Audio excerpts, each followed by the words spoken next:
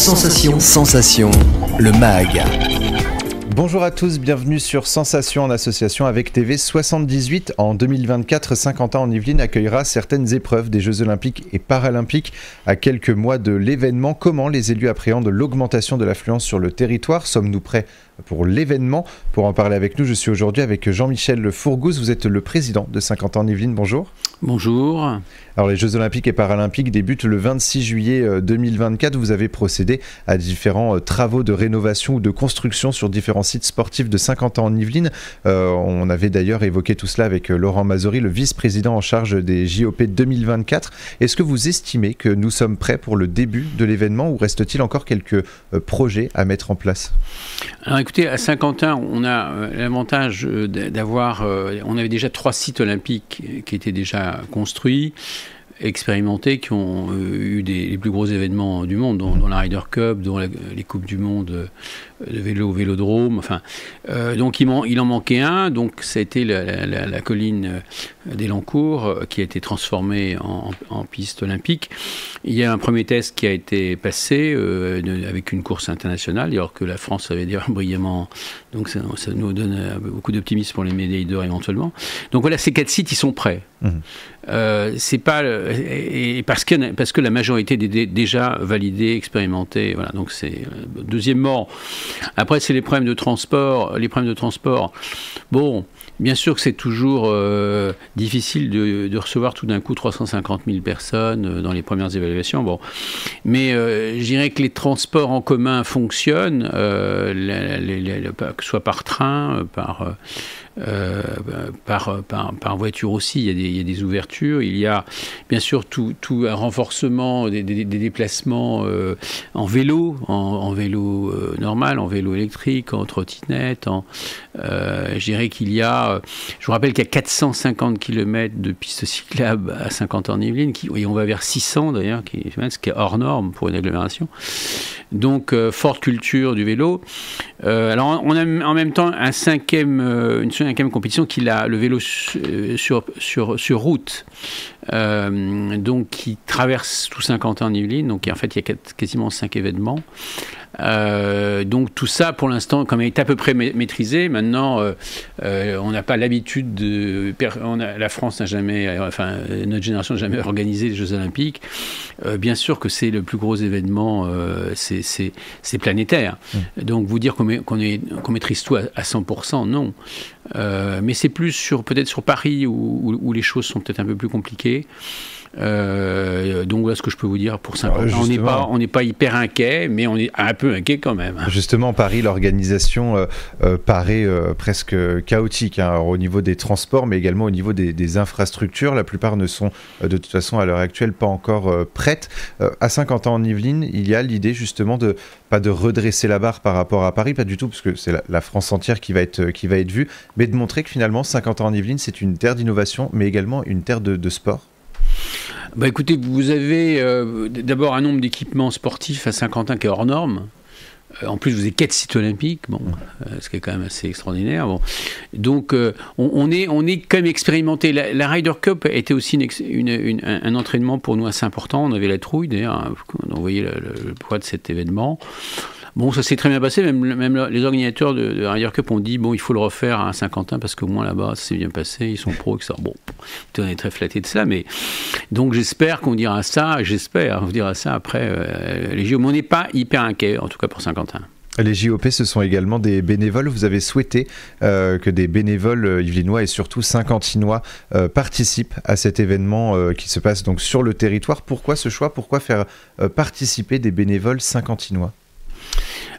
Parce que c'est près d'un demi-millier, c'est 500, c'est un demi-millier de personnes qu'on recrute pour le bénévolat.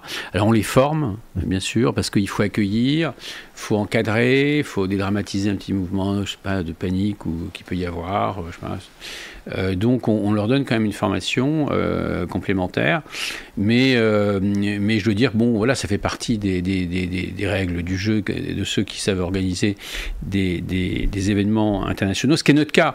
On a quand même aujourd'hui cette expérience. Saint-Quentin-en-Yvelines a une dimension internationale qui est indiscutable, de par ses entreprises d'ailleurs. Hein. Je vous rappelle qu'on a des très gros groupes internationaux. On est obligé de s'adapter. On a des grandes écoles. Saint-Quentin, Paris-Saclay, vous avez les meilleures grandes écoles françaises. Bon, de toute façon, la culture, elle est déjà là. Donc, on ne découvre pas la mondialisation. Mais c'est toujours impressionnant quand même d'avoir un événement de ce poids-là qui repose aux épaules. Enfin, je ne suis pas le seul. On est quand même heureusement un certain nombre. Il y a l'équitation aussi à Versailles. Enfin bon, tout cela dit, on est très heureux. Et puis, on voit en plus que ça réveille un peu les gens. De faire monter l'espoir qu'on a dans les JO, c'est d'augmenter le goût du sport.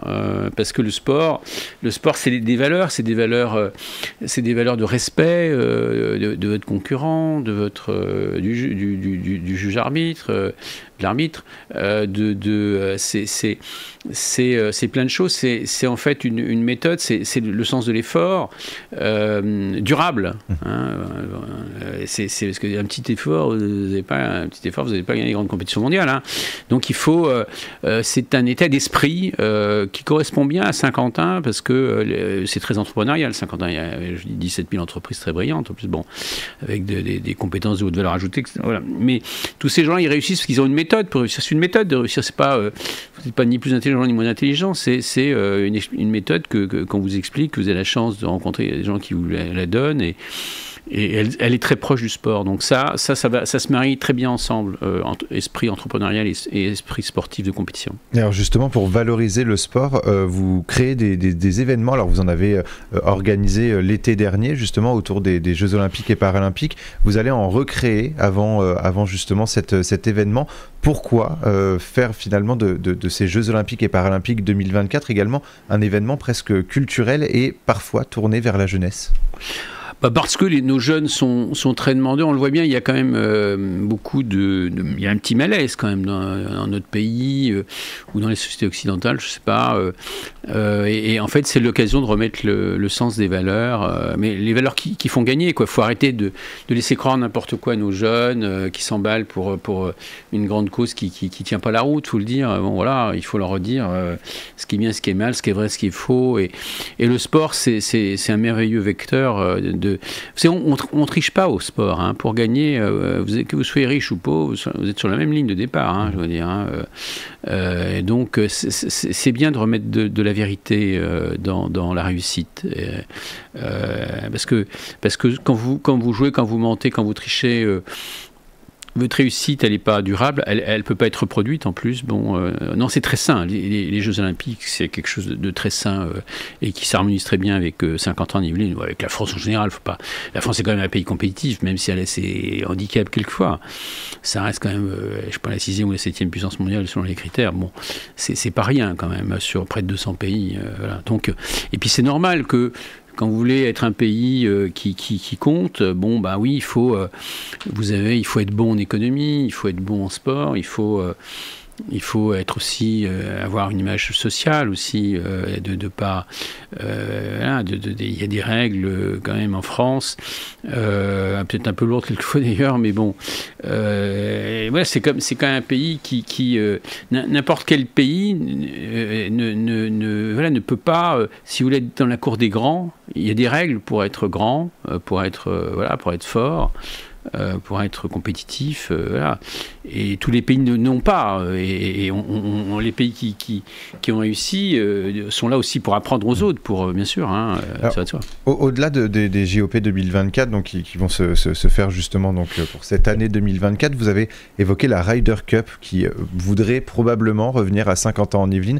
Est-ce que c'est un souhait justement pour vous dans les prochaines années de refaire des événements mondiaux, de réorganiser des événements mondiaux sur Saint-Quentin-en-Yvelines? toute façon, on n'a pas le choix. Quand vous rentrez avec des clubs, je ne sais pas, la fédération française cycliste, elle est au Vélodrome. On voit bien, il y a des tas de... Il y a la même chose sur le golf. La fédération française du golf, elle est très présente aussi sur, bien sûr, le golf national. Donc, de toute façon, une fois que vous êtes engagé là-dedans, ça se fait tout seul.